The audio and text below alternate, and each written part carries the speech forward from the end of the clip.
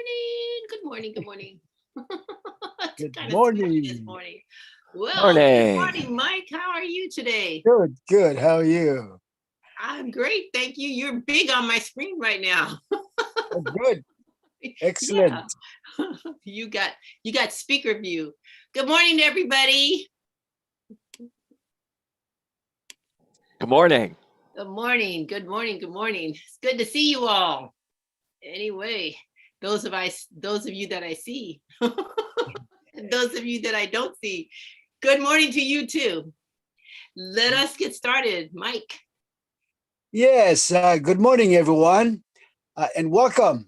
I want to thank you for joining us in the spirit of perfect harmony. Good Good morning, morning. Center for Spiritual Living Well, West. good Morning. morning, Mike. How are you today? Good, good. How are you? I'm great, thank you. You're Okay, big on my screen right now. good. Am I mute? No, I don't. That's not me. It's like a playback. Oh, boy. Okay, well, but you can hear me okay, right? Yeah, we can. Okay, I just wanted to again emphasize that we are the Center for Spiritual Living West Georgia. We study and practice the philosophy and science of the mind we know is God.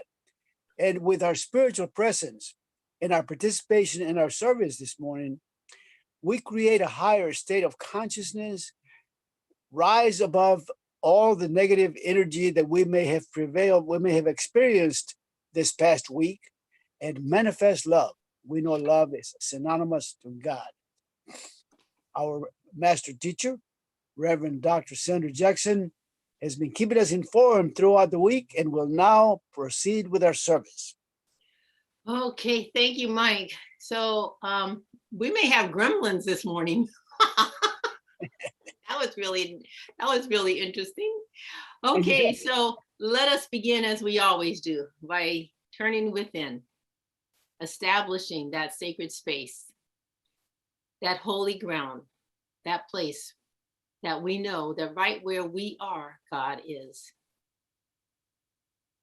For God is that which center is everywhere and circumference is nowhere. And so therefore it is all inclusive of each and every one of us. It is the truth of who and what we are. It is the very ground of our being. It is the essence and core of all that we are. And so we unite this day, this morning, this afternoon, wherever we may happen to be.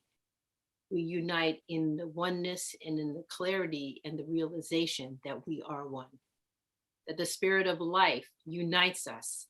It is that which holds us, that which embraces us, and that which causes us to be all that we can possibly be, for it is in it that we live and move and have our being.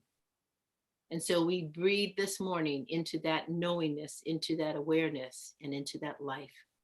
And we give thanks that it is so as we begin this day and this service. And so it is. Amen. So it is. Okie dokie. So, Marsha. Good morning, good morning, good morning, everyone. How is everyone doing this morning? It is at this time that we are going to come together and speak with the vision and the mission statement of CSL West Georgia. And it is follows. CSL West Georgia is a joyful global community where everyone belongs. Through our unique spiritual teachings, we provide a safe environment to experience compassionate living. And our declaration and principles are: I believe in the unity of all life, and that the highest God and the innermost God is one God. There is one life, of which I am a part, one intelligence, which I use, and one substance which takes form as my life. And so it is. Thank you, Marsha. And so this morning, our guest soloists are, well, actually a duet, Cynthia and Sheri. Good morning, ladies. How are you today?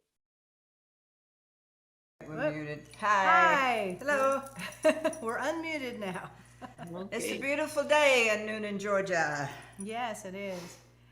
Want to sing? I grew up in a real traditional church, going to a real traditional church, and so wanted to sing an old hymn. I've changed a few of the lyrics so that it's more universal, and I hope that you enjoy "In the Garden."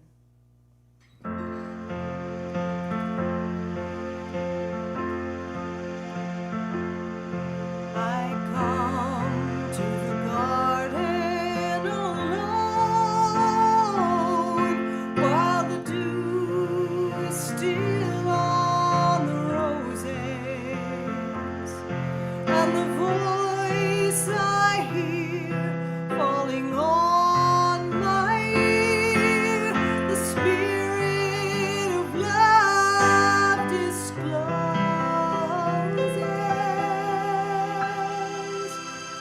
Spirit walks with me, Spirit talks with me, and tells me that I belong,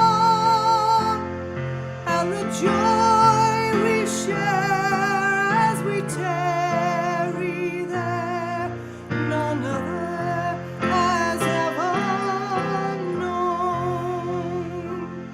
Spirit speaks, and the sound of that voice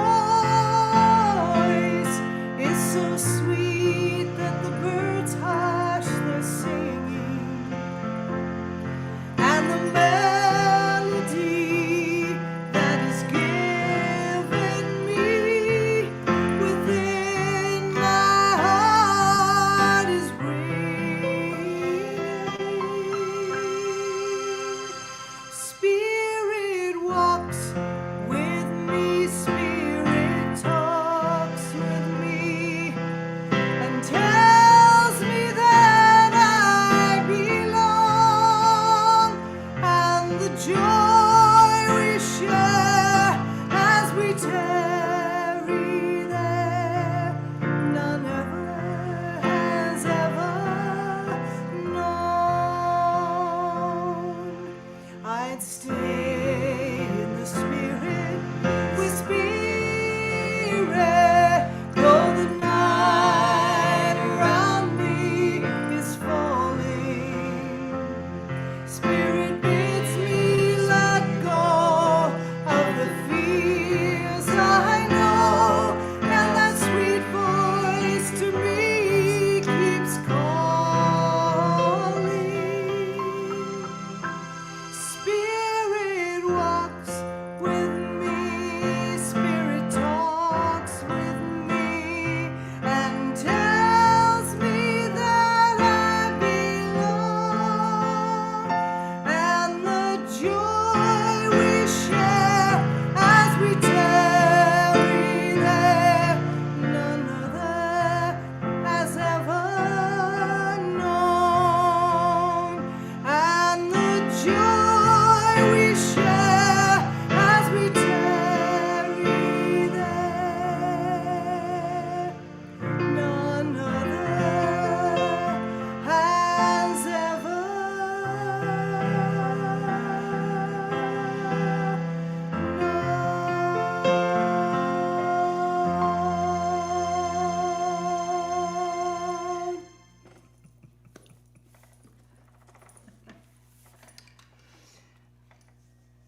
Thank you. Thank you, Sheri. That has been one of my favorite songs of all time. So thank you. Appreciate that. Mine too. And let's see. I think this morning, Lily or Sandy's reading. Me, Sandy. Okay, you're on. All Take right. it away. Good morning, everyone. Good morning. This is a reading from The Heart of the Enlightened by Anthony DeMello. There was once a rabbi who was revered by the people as a man of God. Not a day went by when a crowd of people wasn't standing at his door, seeking advice or healing or the holy man's blessing. And each time the rabbi spoke, the people would hang on his lips, drinking in his every word. There was, however, in the audience, a disagreeable fellow who never missed a chance to contradict the master. He would observe the rabbi's weaknesses and make fun of his defects to the dismay of the disciples, who began to look at him as the devil incarnate. Well, one day the devil took ill and died. Everyone heaved a sigh of relief. Outwardly, they looked appropriately solemn, but in their hearts they were glad, for no longer would the master's inspiring talks be interrupted or his behavior criticized by this disrespectful heretic. So the people were surprised to see the master plunged in genuine grief at the funeral. When asked by a disciple later if he was mourning over the eternal fate of the dead man, he said, "No, no. Why should I mourn over our friend who is now in heaven? It was for myself I was grieving. That man was the only friend I had here. I am surrounded by people who revere me. He was the only one who challenged me. I fear that with him gone, I shall stop growing." And as he said these words, the master burst into tears.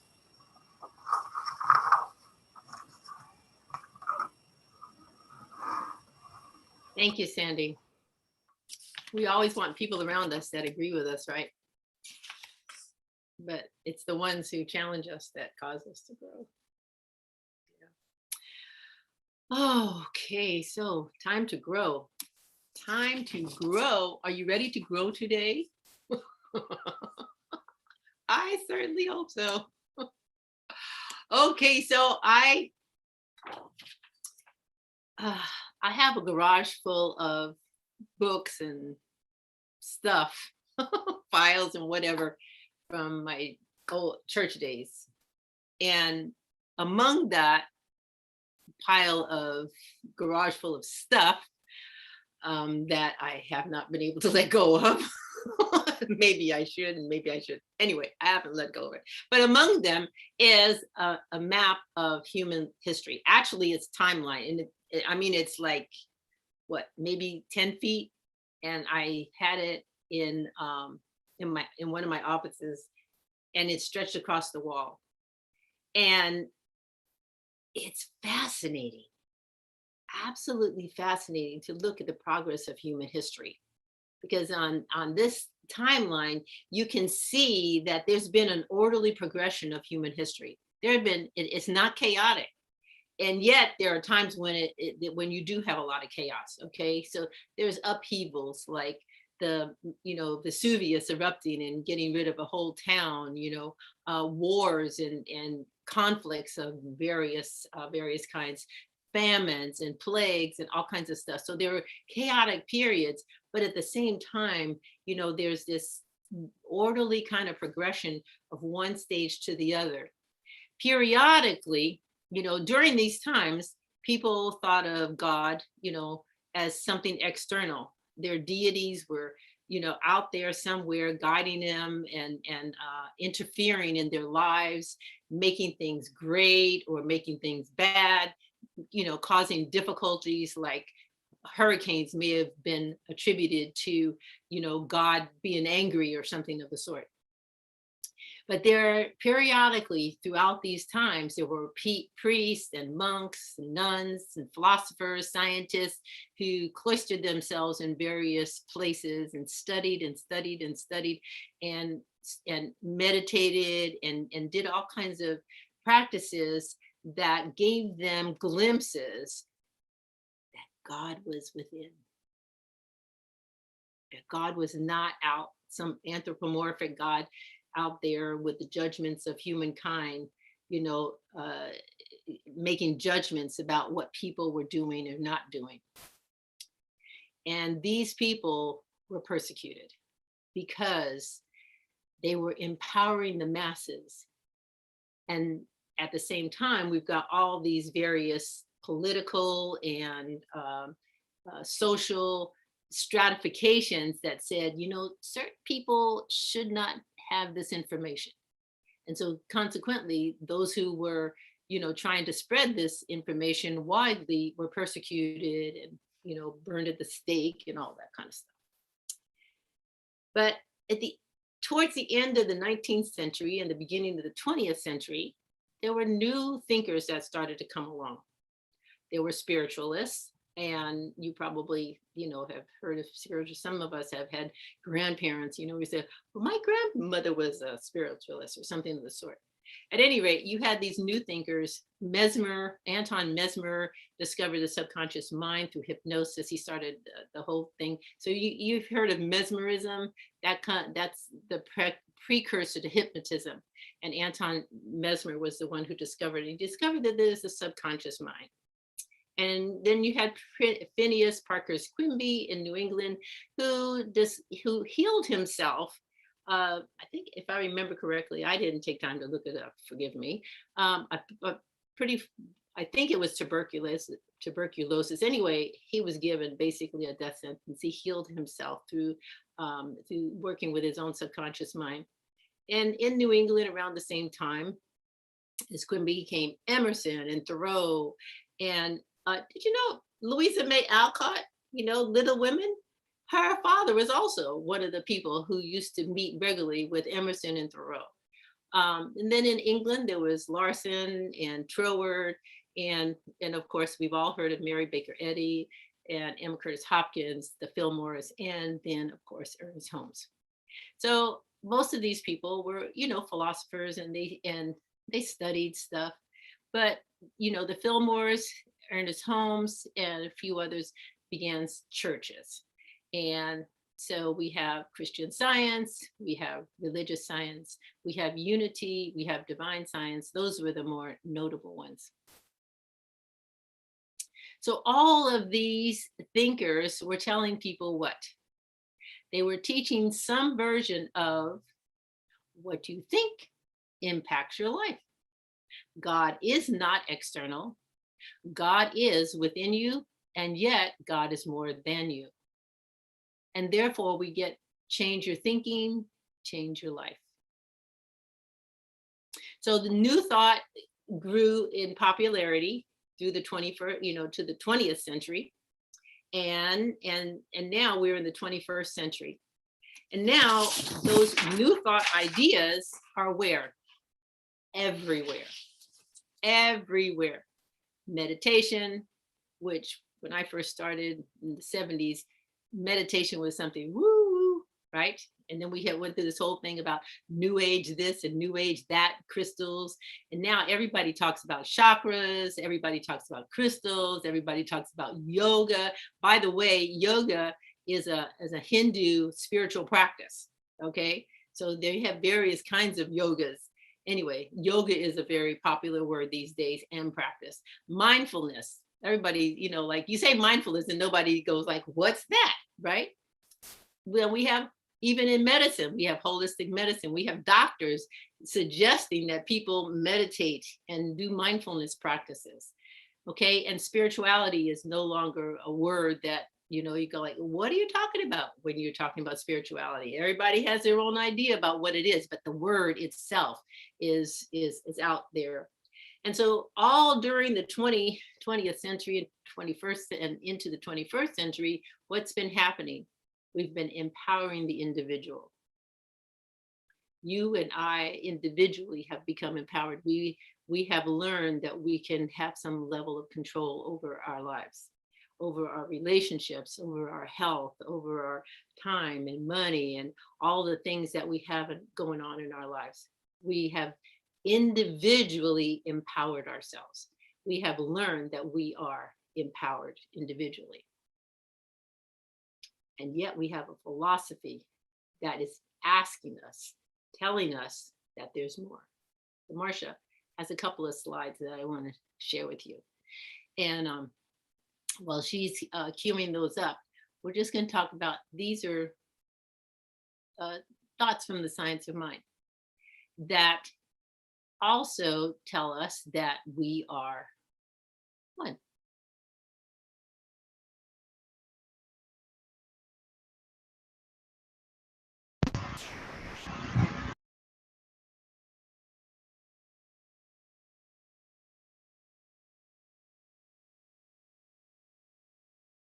Going, slide number 8.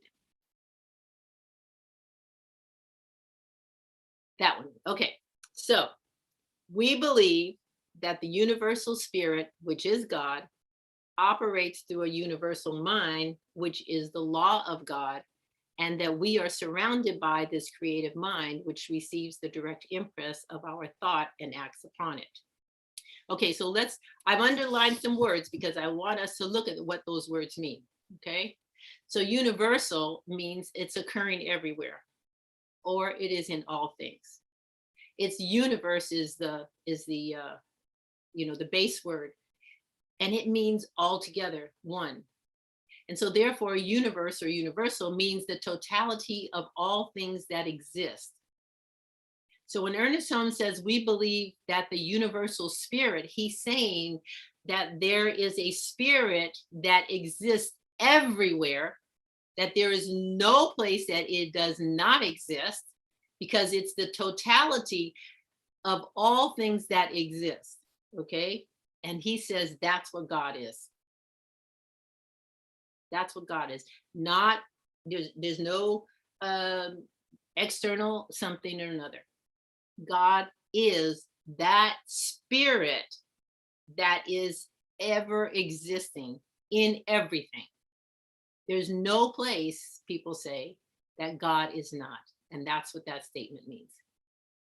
And then he goes on to say that it operates through the universal mind. So operates means to be in action, right? It's an activity, and to action, and it produces an effect. So God is a spirit that is taking action through a universal, a mind that is everywhere, mind. And mind is what? It's the root of mind actually is memory, but it's about thinking, okay?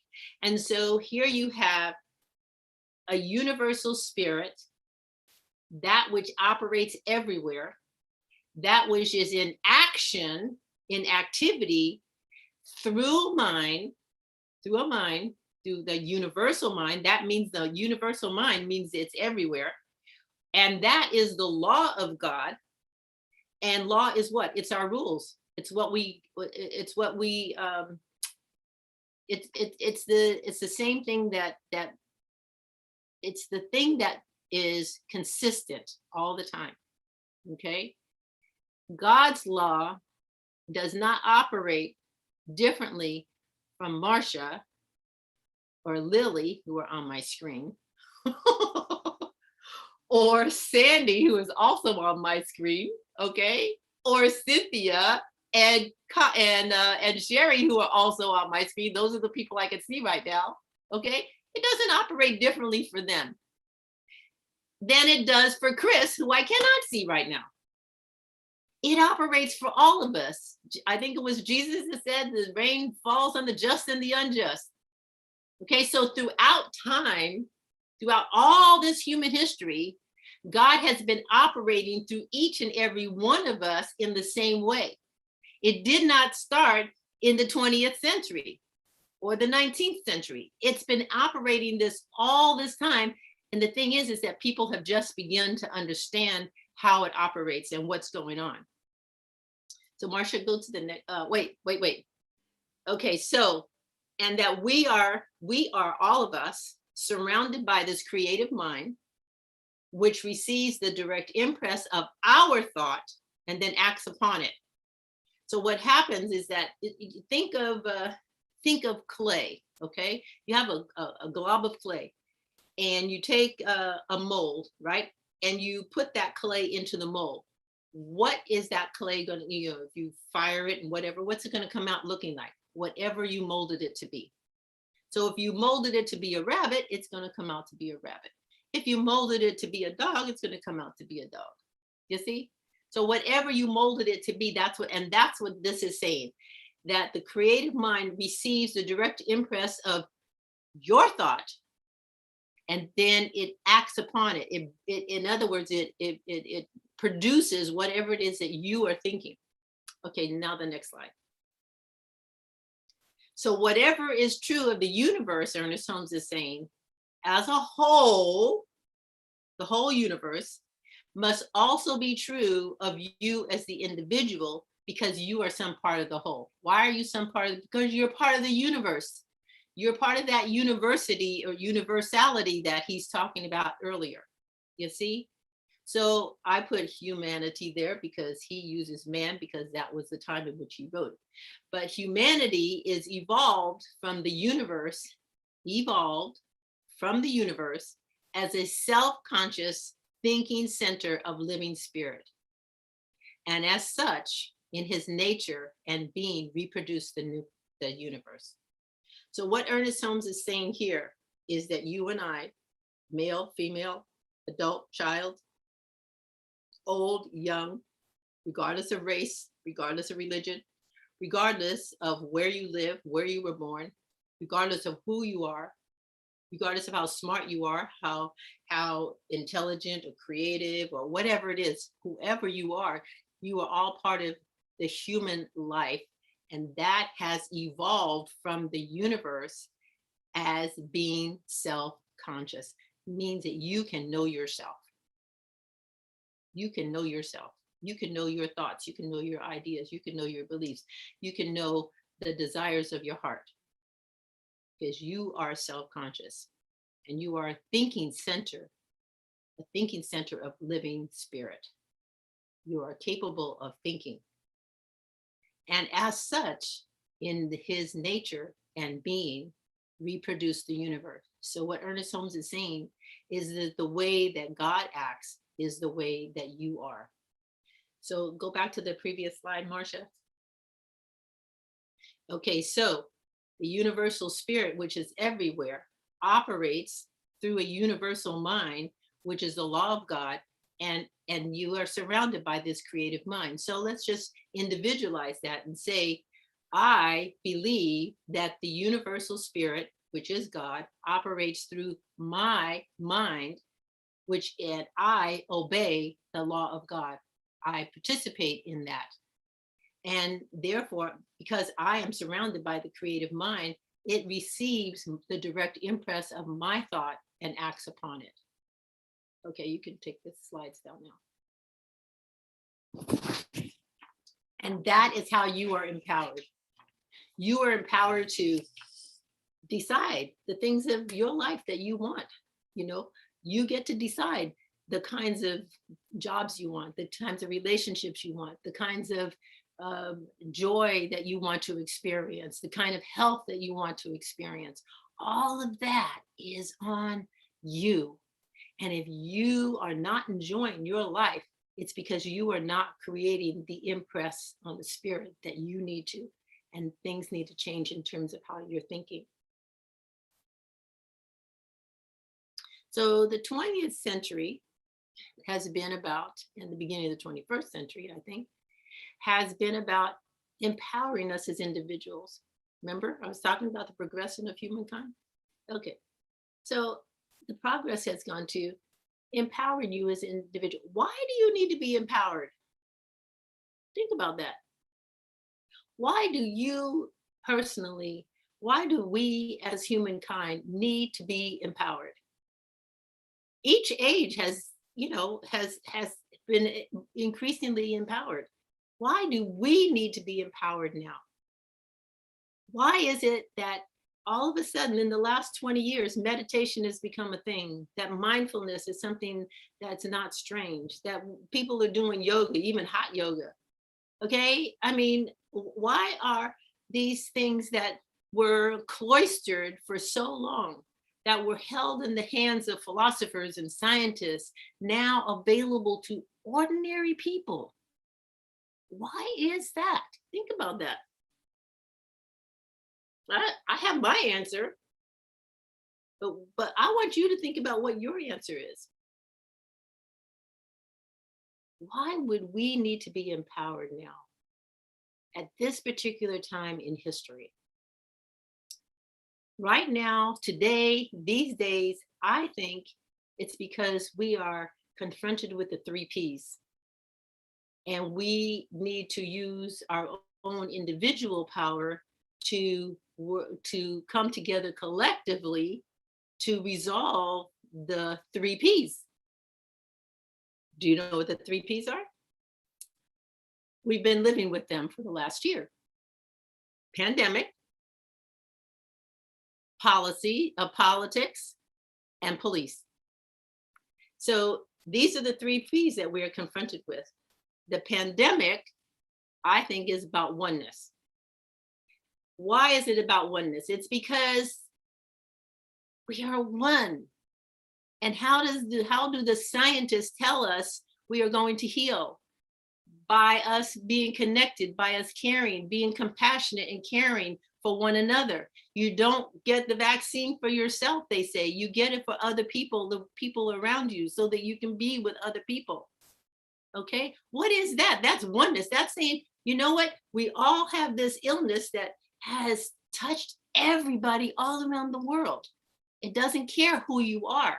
Just like spirit, the law does not care who you are. The law operates for everybody. When we had rain last night, my neighbors got rained on just like I did. Do you see? So here's the thing. We are one, but we have walked around thinking, oh, it's just me and my own little individual world. Our prosperity thinking in the 90s, what was it all about? Getting prosperity for ourselves. And that became greed. And it has not stopped. I don't know. I saw an article yesterday in a newspaper, and it said, during the pandemic, CEOs have laid off thousands of people from their companies, and yet their salaries have doubled sometimes. I mean, why do they need $36 million? That was the double salary of one of the CEOs, okay? And yet other people are being laid off. So the thing is that what we have learned is we've empowered ourselves as individuals, and the pandemic is saying, you are not alone. You are one with all these other people. This is my idea, okay? You may agree or not agree. Think about it for yourself, okay? I'm not asking you. Dogma was years ago. I no longer believe in dogma, okay? And I don't believe that my thinking is the be all end all. So I want you to think about these things, and then you act on them in the way that you need to act on them. Okay, and so the next one is policing. Policing is about what? Well, it's about law. It's about the law. We are all needing to learn that the law works for us. Each one of us. If I am speeding, okay, and the policeman stops me, he has the choice of giving me a ticket or giving me a caution. I don't want to go into any more other than that right now. So he has that choice. And I too am at choice at that point. See, I have broken the law because the speed limit was posted and my thing said, you're over the speed limit. So I know I've broken the law, right? He has a choice as to how he's going to enforce that law. God does not give us that choice. The creative mind does not give us a choice. You either obey or you experience the consequences of not obeying. For instance, you have the law of giving and receiving, okay? The law of giving and receiving is about give and receive. It's about circulation, give and receive. You have to do both. You have to give and you receive. That's what the law of giving and receiving is about, okay? It's about circulation. It's about keeping things moving. What happens when you have a pool of water? If it's not circulating, what happens? It stagnates and starts to smell, right? Okay. So the law of circulation is about giving and receiving. What happens when you decide, you know what? I need to save all that I possibly can. And you start holding back, holding back, holding back, holding back. What happens? It starts to stagnate. Oh yeah, you may get a big old pile of money, but what happens? Something comes along, the car breaks down. The universe forces you to give. Somebody gets sick and you need to put a lot of money out for their health, right? Something always happens to force you into into giving. And that's why churches and people have said, okay, you go ahead, do, but you've got to be giving something. And so they say, give 10%. What does that do? That 10% keeps you in the flow, right? It keeps things moving. All right. Now, if you can give more than that, that's great. But you know, the thing is you want to keep stuff in circulation. All right. Your breath has to stay in circulation. You breathe in, you breathe out. You breathe in, you breathe out. That's circulation. That is the law. Okay. God's law does not discriminate between Dorothea and Marty. It works exactly the same. For Dorothea and Marty, they both breathe in, they both breathe out. And when one of them stops breathing in or out, they're gone. And we don't want them to be gone yet. I'm not declaring that for anybody, okay? But you see what I mean. There's no choice about whether or not you get to do that kind of circulation. That's a divine law, okay? So in human law, we get choices, but with God's law, we don't. It's impersonal. It touches each one of us the same. And then we have politics. That's the third P. And that's about love. On the human level, it's about equity. It's about demonstrating our collective values through our politics, whether we're local or national, even in our church, our values, okay, are expressed through the way we share and the way we be together as a collective in our spiritual community. So, you know, politics isn't just what goes on nationally, it's how you negotiate with even the people in your life, okay? And how the people in your life, how do you negotiate with them? Out of love, out of anger, out of a sense of, you know, I got to hold on to mine because I'm not really doing the law of circulation here. I've got to hold on to because I'm scared that, you know, or are we operating out of fear? Do you see? So all of this has to do with how we love one another. And Jesus said, what? Love one another as I have loved you. And it is from our love that we therefore will participate in the oneness that allows us to care for other people. And when we care for other people and we live in that sense of oneness, then the law works for what? Our highest and greatest and most wonderful good. And we get good things from it. So that's my thought. That's the way I think about it, okay? We are all connected, and this life is about us. You know, to me, I think our century is asking us to do something that human beings have had a hard time doing for centuries, and that is to love one another as I have loved you, and to put that into practice in our policies, in our policing, in our pandemic, in whatever it is we're doing, that we are in a constant negotiation for being more loving, being more caring, being more, you know, not just for ourselves, but for all other people. Think about the story of the rabbi in the beginning, okay? It was like, yeah, I got all these people who love me, but it's the one who is the thorn in my side, the one who is asking me to grow. That's the one that allows me to evolve.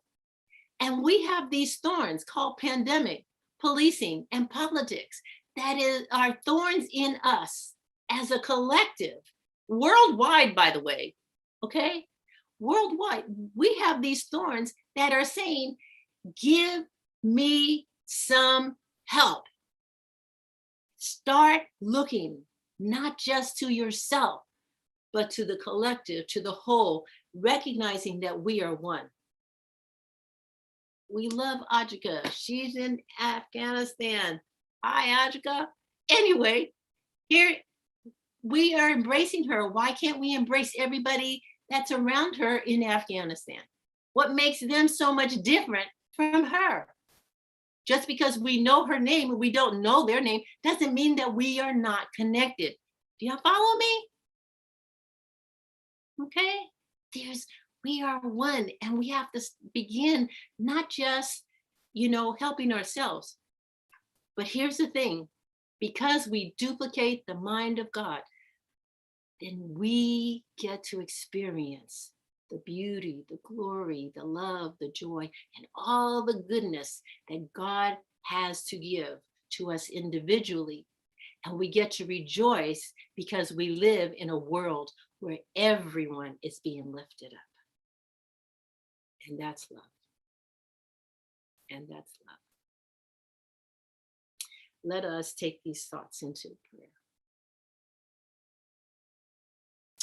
And know that right here, right now, divine love encircles us, each and every one, wherever we may happen to be. That we are lifted up because the divinity within us lifts us up. That we are here at this time, in this place, in this world, at this moment, because we have something authentic and integral to what is happening in our world today, to experience, to give, to uplift, to serve, and to be a part of.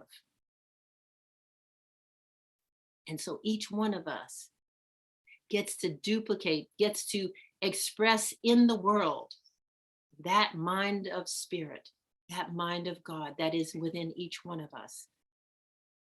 That each one of us gets to express it and experience it in our own way. And yet at the same time, as we ask and as we allow the greatness, the magnificence, the spiritual truth of who we are to express in our lives individually, it touches each and every one of us collectively, because why? We are one.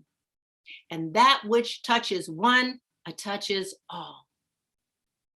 Just like every molecule of water is touched when a pebble is thrown into the lake, so too our every thought, our every word, our every action, our every part of our beingness is a part of this whole. And we all get to express it and be in it so long as we are living in this world. And so I speak my word now that we each choose to evolve to that which we are capable of evolving, that which allows us to explode with joy and love and divine goodness in all areas of our life. That as we allow it to express in our own life, we fully and completely really allow it to be given to anyone and everyone in our world. We look around and we allow for forgiveness. We allow for joy. We allow for all the preciousness of human beingness to be a part of our lives, and just douse it all with our love and with our joy and with our knowingness that each and every one of us is a divine being, and it is being expressed as who and what they are at their level of understanding. And so therefore we do not condemn, but we accept, we love, we forgive, and we allow that this is spirit working in their life as it does in ours. And so with deep gratitude and thanksgiving for this and so much more, for the love and the joy and the peace and the wisdom and the understanding that each and every one of us is experiencing today, I give thanks.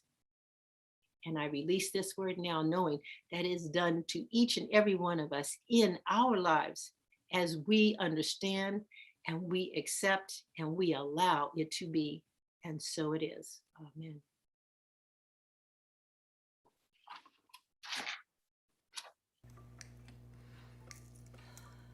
All right. Sometime. Sometime. Well, that's good because we just happen to have one for you. This is an old song everybody knows. It's a sing-along. It's a sing-along. Sing-along. All right. Now my headphones don't want to work right, but okay, got it. Okay, you ready, Sheri? Yeah.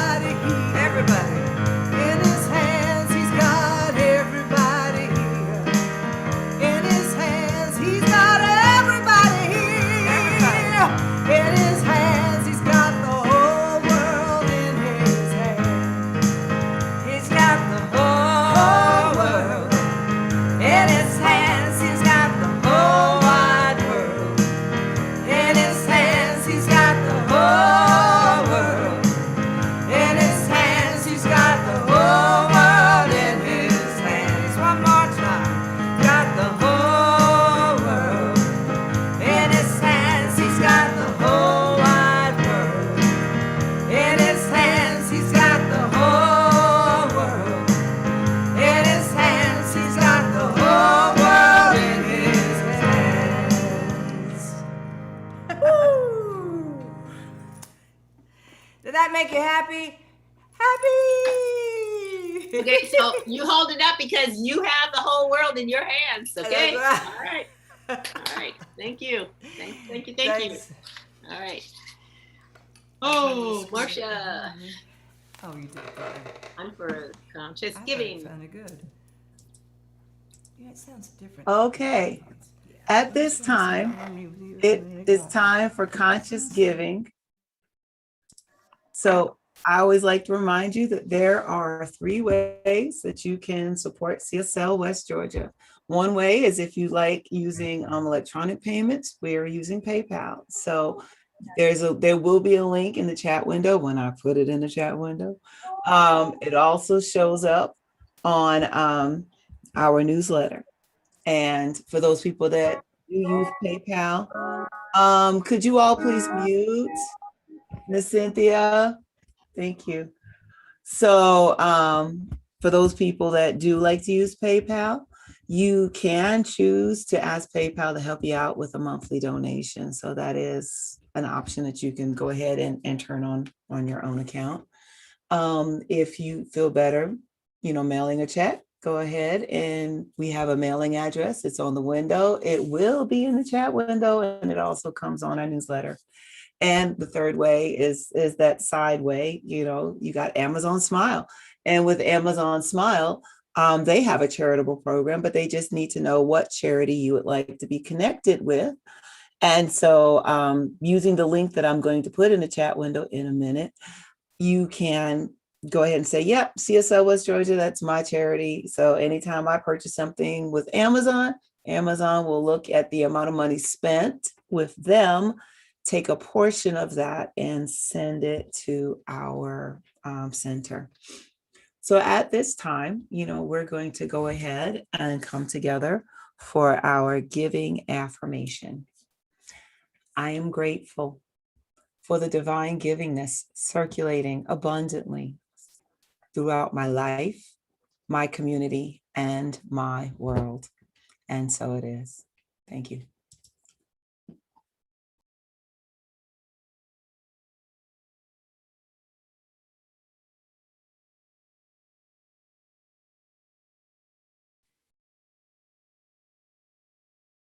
Well, I did, and then it didn't. Okay. All right. I just want to thank everybody for being here today. I love seeing you all, and I love having you all be a guest in my home. You didn't know that, did you? You are all showing up in my home. So thank you so very much. I appreciate that. And for those of you who don't come all the time, welcome. We're glad to see you too. And I want to thank Gloria and Lily and Dorothea, who are learning to do what Marcia does every week. And I also, did you notice something new that Marcia did this week? Did you notice the new slide she put on there? And she has nice little pictures. She's just a little creative thing.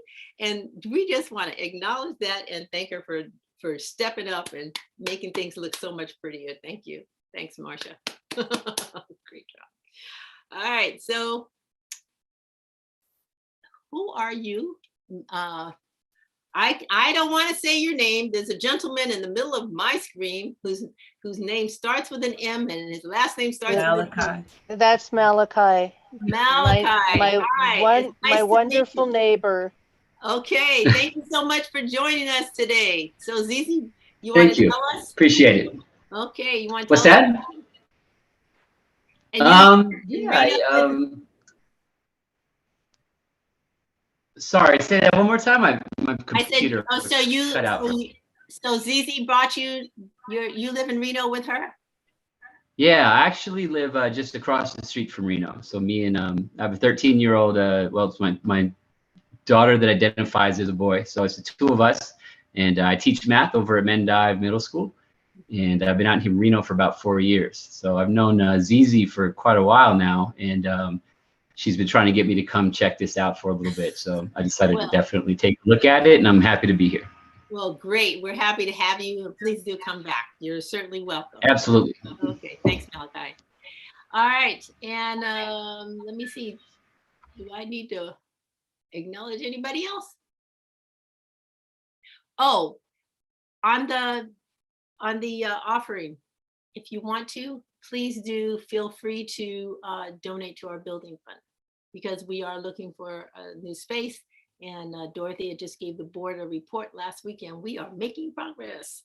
So that's all I will say right now. Okay. All right. But guess what?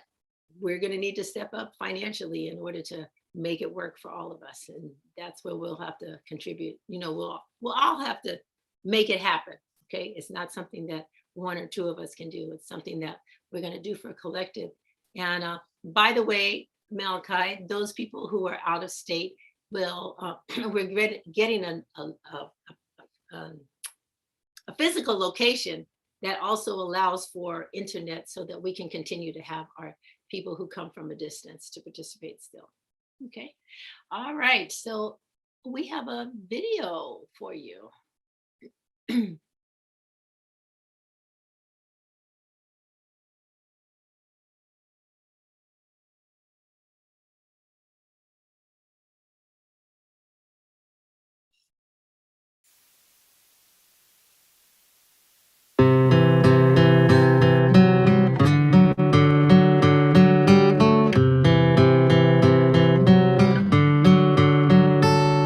From the day that we were born and mom hugged us with warmth, and we grew cause we knew we had all your support. From the fams to the friends, your love was medicine, keep giving us the strength to rise when we would sin. And the knowledge that we gained through every single mistake, but you never back down. Through this you taught me faith. Every single one of you, through being you, you do find a way to spread love, truth through me and you. And it's because of you I grew, because of you I flew, because of you I made it through without residue. Because of you we all have a home to come to. You're a blessing to us all, so keep just being you. To my people, yeah, you're my soul, you're my roots, you're my family, my life, you're my truth. To my people, yeah, you're everybody, every being, every life, every moment, everything. To my people, yeah, you're my God, you're my soul, you're the one that pushes me to help me grow. To my people, yeah, I bow down to your heart of gold. Yeah. First I thank the universe, the infinite, the all, Kaja, Allah, whatever name you call. Then I thank the ancestors, yes, our predecessors, the wisdom and the knowledge that they passed only bless us. Shot the Marcus Garvey, MLK, Malcolm Gandhi, Bob Marley, Michael Jackson, Tupac, they remind me the power of the pen, the music and the voice. Everything they've done let me know I have a choice. Now for my people, mom, pop, sister, brother, best friend, acquaintance, lover, co-worker, even if I don't know you, on the good that you do helps me see my way through surface space, make you share it on the good too. To my people, yeah, you're my soul, you're my roots, you're my family, my life, and my truth. To my people, yeah, you're everybody, every being, every life, every moment, everything. To my people, yeah, you're my God, you're my soul, you're the one that pushes me to help me grow. To my people, yeah, I'll bow down to your heart of gold. Yeah. When I close my eyes, I always see learning souls who walk with me. They're taught to laugh, they're taught to love. You go to hug when push comes to shove. Turn the cheek, forgive, walk away.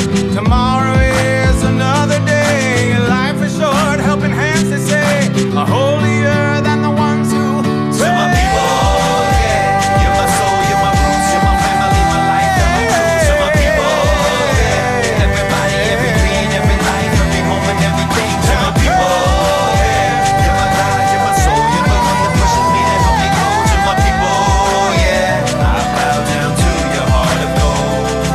To my people, yeah,